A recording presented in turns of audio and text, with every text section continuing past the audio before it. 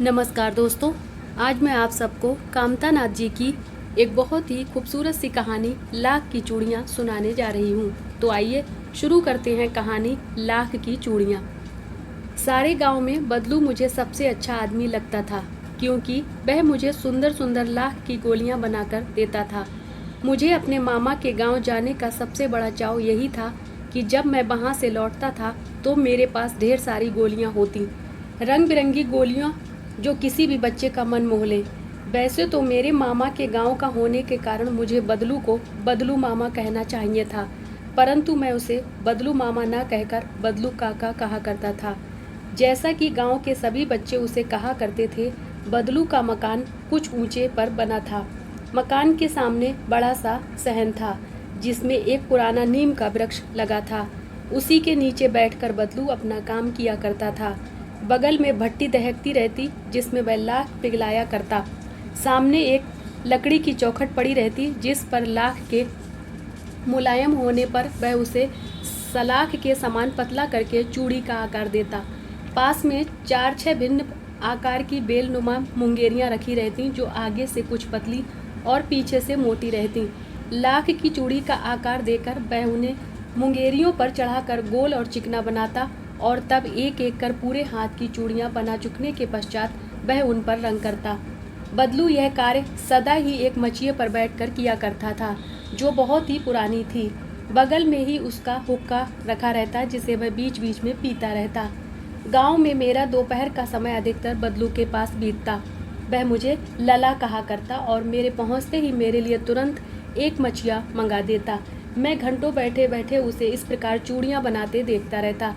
लगभग रोज ही वह 4-6 जोड़े चूड़ियाँ बनाता। पूरा जोड़ा बना लेने पर वह उसे बेलन पर चढ़ाकर कुछ क्षण चुपचाप देखता रहता, मानो वह बेलन न होकर किसी नववधू की कलाई हो। बदलू मनिहार था। चूड़ियाँ बनाना उसका पैतृक पेशा था, और वास्तव में वह बहुत ही सुंदर चूड़ियाँ बनाता था। उसकी बनाई हुई चूड़ियों की खपत भी बहुत थी। उस गांव में तो सभी स्त्रियां उसकी बनाई हुई चूड़ियाँ पहनती ही थीं। आसपास के गांव के लोग भी उससे चूड़ियाँ ले जाते थे, परंतु वह कभी भी चूड़ियों को पैसों से बेचता ना था। उसका अभी तक वस्तु विनिमय का तरीका था, और लोग अनाज के बदले उससे चूड़ियाँ ले जाते थे। बदलू स्वभाव से बहुत सीधा था। मैंने कभी भी उसे किसी से झगड़ते नहीं देखा। हाँ, शादी विवाह के अवसरों पर वह अवश्य जिद पकड़ जाता था। जीवन भर चाहे कोई उससे मुफ्त चूड़ियाँ ले जाए, परंतु विवाह के अवसर पर वह सारी कसर निकाल लेता था। आखिर सुहाग के जोड़े का महत्व ही और होता है। मुझे याद है, मेरे मामा के यहाँ किसी लड़की के विवाह पर जरा सी किसी बात पर बिगड़ गया था, और फिर उसको मनाने में लोहे लग गए थे। विवाह में इसी जोड़े का मूल्य इतना बढ़ जाता था कि उसके लिए उसकी घरवाली को सारे वस्त्र मिलते, ढेरों अनाज मिलता, उसको अपने लिए पगड़ी मिलती, और रुपए जो मिलते सो अलग। यदि संसार में बदलू को किसी बात से चिढ़ थी तो वह थी कांच की चूड़ियों से।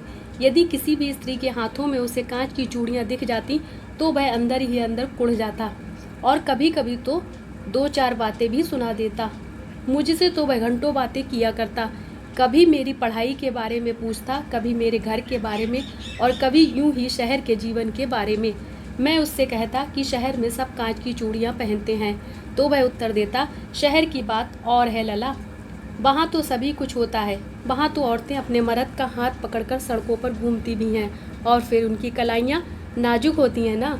लाख की चूड़ियाँ पहने तो मोच ना आ जाए। कभी कभी बदलू मेरी अच्छी खासी खातिर भी करता। जिन दिनों उसकी गाय के दूध होता, वह सदा मेरे लिए मलाई बचा कर रखता, और आम की फसल में तो मैं रोज ही उसके यहाँ से 2-4 आम खा आता। परंतु इन सब बातों के अतिरिक्त जिस कारण वह मुझे अच्छा लगता, वह यह था कि लगभग रोज ही वह मेरे लिए 1-2 गोलियां बना देता। मैं बहुधा हर गर्मी की छुट्टी में अपने मामा के यहाँ चला जाता, और 1-आध महीने वहाँ रहकर स्कूल खुलने के समय तक वापस आ जाता। परंतु 2-3 बार ही मैं अपने मामा के यहाँ गया होऊंगा। तभी मेरे पिता की एक दूर के शहर में बदली हो गई, और एक लंबी अवधि तक मैं अपने मामा के गांव ना जा सका। तब लगभग 8-10 वर्षों के बाद जब मैं वहां गया तो इतना बड़ा हो चुका था कि लाख की गोलियों में मेरी रुचि नहीं रह गई थी।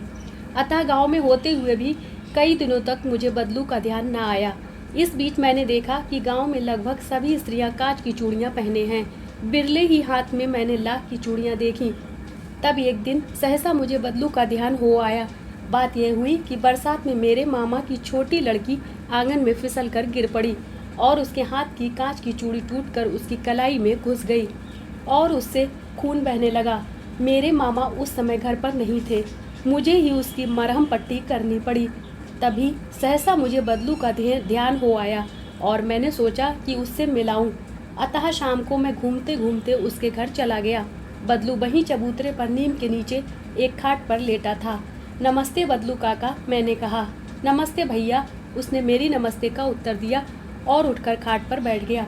परंतु उसने मुझे पहचाना नहीं और देर तक मेरी ओर निहारता रहा। मैं जनार्दन हूँ काका, आपके पास से गोलियां बनवा कर ले जाता था, मैंने अपना परिचय दिया। बदलू फिर भी चुप रहा, मानो वह अपने स्मृति पटल पर अतीत के चित्र उतार रहा हो। और तब वह एकदम बोल पड़ा, आओ आओ लला, बैठो, बहुत दिनों बाद गाँव आए। हाँ, इधर आना नहीं हो सका काका, मैंने चारपाई पर बैठते हुए उत्तर दिया।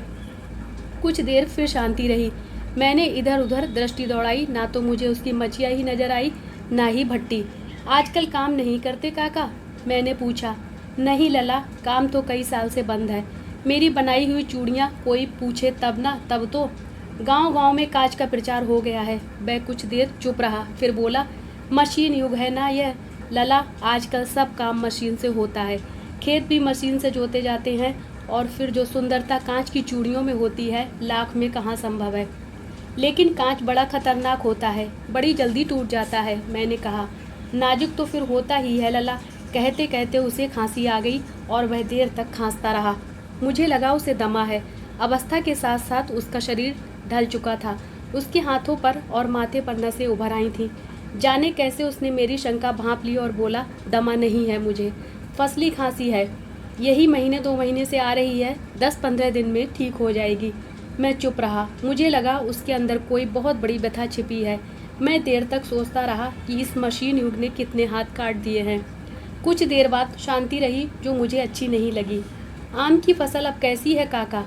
कुछ देर पश्चात मैंने बात का विषय बदलते हुए पूछा। अच्छी है लला, बहुत अच्छी है, उसने लहक कर उत्तर दिया और अंदर अपनी बेटी को आवाज़ दी, अरे रज्जो, लला के लिए आम तो ले आ। फिर मेरी ओर मुखातिब होकर बोला, माफ़ करना लला, तुम्हें आम खिलाना भूल गया था। नहीं नहीं काका, आम तो इस साल बहुत खाए हैं। वाह वाह, बिना आम खिलाए कैसे जाने दूंगा तुमको। मैं चुप हो गया। मुझे बेदिन याद आए जब वह मेरे लिए मलाई बचा कर रखता था। गाय तो अच्छी है ना काका, मैंने पूछा। गाय कहाँ है लला, 2 साल हुए बेच दी। कहाँ से खिलाता। इतने में रज्जो, उसकी बेटी, अंदर से एक डलिया में ढेर से आम ले आई। यह तो बहुत है काका, इतने कहाँ खा पाऊंगा, मैंने कहा। वाह वाह, बहस पड़ा, शहरी ठहरे ना। मैं तुम्हारी उम्र का था तो इसके चौगने आम एक बखत में खा जाता था। आप लोगों की बात और है, मैंने उत्तर दिया। अच्छा बेटी, लला को 4-5 आम छांट कर दो, सिंदूरी वाले देना। देखो लला कैसे हैं, इसी साल यह पेड़ तैयार हुआ है। रज्जू ने 4-5 आम अंजलि में लेकर मेरी ओर बढ़ा दिए। आम लेने के लिए मैंने हाथ बढ़ाया तो मेरी निगाह एक क्षण के लिए उसके हाथों पर ठिठक गई।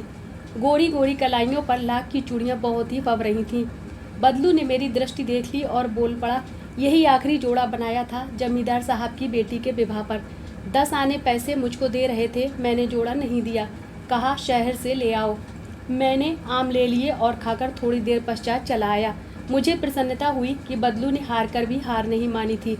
उसका व्यक्तित्व कांच की चूड़ियों जैसा ना था कि आसानी से टूट जाए। धन्यवाद।